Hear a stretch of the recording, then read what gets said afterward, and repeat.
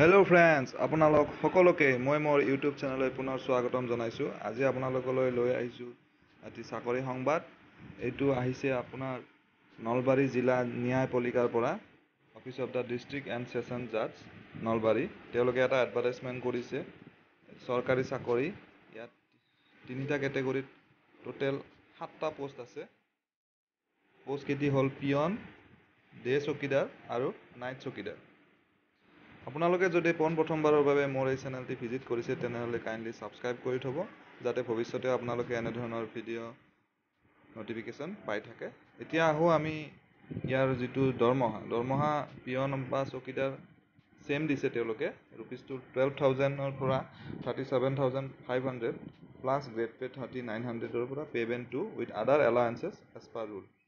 গতিকে আপোনালোকে এডভাৰটাইজমেণ্টটো মোৰ ডেছক্ৰিপশ্যনত ডাইৰেক্ট PDF-টো পাই যাব। সেইটো চাই পেলাই ভালদৰে আপোনালোকে এপ্লাই কৰি ল'ব পাৰিব। আৰু ইয়াত তেওঁলোকে যিটো শিক্ষাগত অৰ্হতা বিচাৰিছে ক্লাছ 8 পাছ।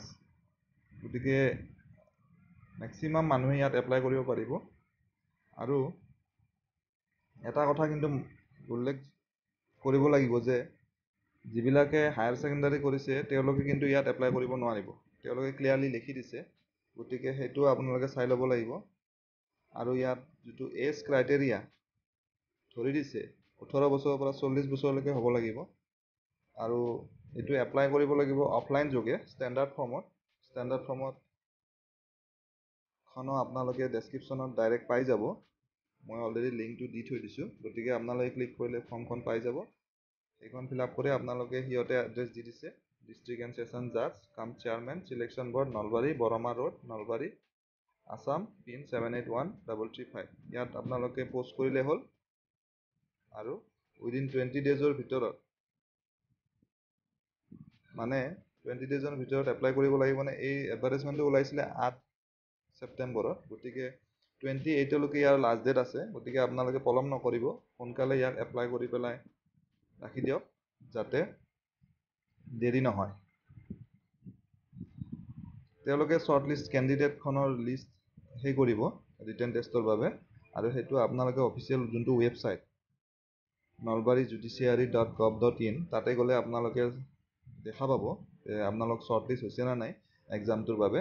গতিকে আপোনালোকে ছাইটটো ভিজিট কৰি ল'ব।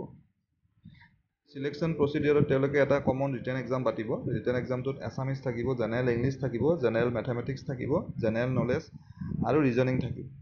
আৰু ইয়াত ৰিটেন টেষ্টত পাছ কৰাৰ পাছত 1:3 ৰেচিঅ'ত ভাইভাৰ কাৰণে তেওঁলোকে কল কৰিব। গতিকে আপোনালোকে প্ৰিপেয়াৰ কৰি থাকিলেই হ'ল নিজকে।